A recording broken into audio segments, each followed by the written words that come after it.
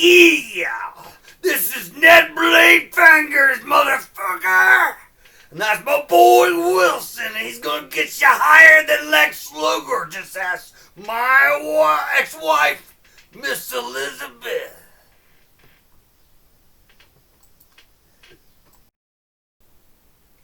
Yeah, those are my pants over there. You want to talk some nonsense? Let's talk some nonsense. That is my Ned Blade Fingers character, by the way. He does speak like the Macho Man Randy Savage, and I'll fucking offend you. Oh, yeah. You took my Miss Elizabeth?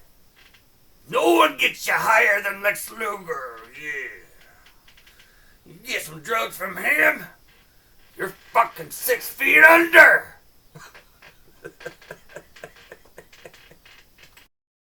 Wilson, I gotta ask you a scientific question. Real fast. I'm not sure about that. What, Wilson, you never had any? Wilson, come on, tell me. A is the first letter of the English alphabet, representing the sound A as in the word apple. You sounds like It a is fucking also the idiot to first me. letter.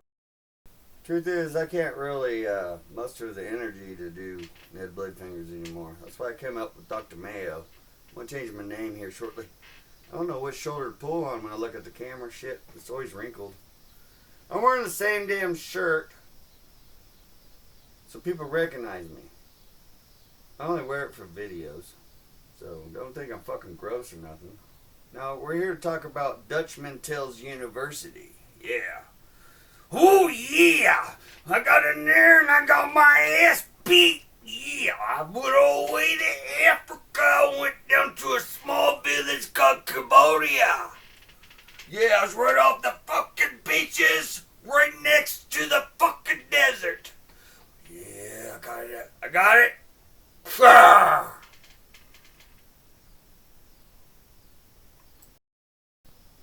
A ghost town is a place that is abandoned and no longer inhabited. There are many ghost towns throughout the world, each with its own story. Come on. Some of the most famous ghost towns include Roanoke Colony, Centralia, and Pripyat. Well, which one's closer, Wilson? Ghost town is 1,539.2 miles away on South C Street, Virginia City Visitor Center. That's where I think I was born. No, I grew up with a lot of problems. When I went to Africa, you know, I did the heron. I did all that. I had to save Mr. Wilson here. He's like full of knowledge. It's kind of like he's like a fucking AI machine. He was crying over that Thomas Cruise, whatever the fuck his name was. I had to put him up. He said, when am I going to get my fame? I want to give Wilson his fame. But the Dutch Mantel School was brutal. You wouldn't believe how many Ethiopians I had to whoop some ass on.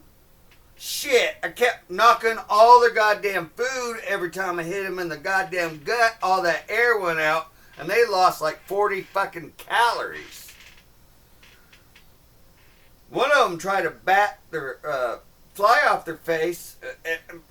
Shit, scared me to death. I just let them fall over, dead right there. That's your stranglemania. You're wrestling to the fucking death. Ooh yeah. Then we went to the after-hour bars of Ethiopia. Ooh, that was awful. No, man. They were smashing worms like they were a grape with their bare feet, and their bare feet already had ringworms. I had to get the fuck out of there. So I gave Dutch Mattel $20. And he emailed me 2 copies for some reason.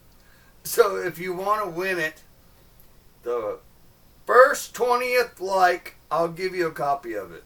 That'd be my first giveaway since I started like 4 days ago.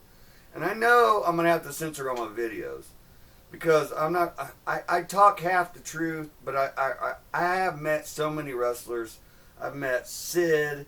I've met Mankind. I've met Kevin Nash, Goldberg, DDP, Buff Bagwell. Scott Hall was the coolest one. He was actually the coolest. Fucking DDP was drunk. I could smell it right off his breath when I met him, and he's trying to help out Jake and fucking Scott, and he was the one fucking hammered that night. I met Ric Flair. He was an asshole. Let me tell you about Ric Flair. This is a true story. Ric Flair, I was in the 8th grade, was staying at the University Plaza Hotel in Springfield, Missouri. We see him pull up in a rental car. And he just goes right past us. We're only 2 fans left. This is late at night. And, because literally some fans knew that's where the wrestler stayed. So they'd try to get autographs. Anyway, there's like a reading well that goes down. And all it is like 2 or 3 steps. And it's kind of like a round pit. I don't know if you guys had a reading well when you went to school, but I did. And we were inside the reading well, and he's signing for everybody at this bar to our left. And this is the only way in and out, because it had, barriers, like chrome barriers all the way around, except for the way you can get in. And Ric Flair says, "Get these kids out of here, get them out of the bar area." So me and my friend, we back up, and we step 1 foot back, and all of a sudden we're not in the bar area. And the hell, we can even go around to the railings and stay out of the bar area. He's signing for all those fucking drunks and all those old people. And he looked at us and he said, "Get these fucking kids out of here." And we got kicked out, but we knew what fucking car he drove up in. And we took one of his magazines and we fucking put dicks nutting on his face. We put Ric Flair has titties. And we did all that shit. Slapped it right on his windshield underneath this fucking windshield wiper blade. So you'd see it first thing in the morning. That's a true story. And I got another one from the same night, but I'm not going to give it away. It's about Rick Steiner. And my buddy's mom that picked us up. But I can't give it away tonight. Anyway, that's your story. That's half the truth and half nonsense. You want to talk nonsense? You talk to me. Anyway, I love you guys. Have a good night.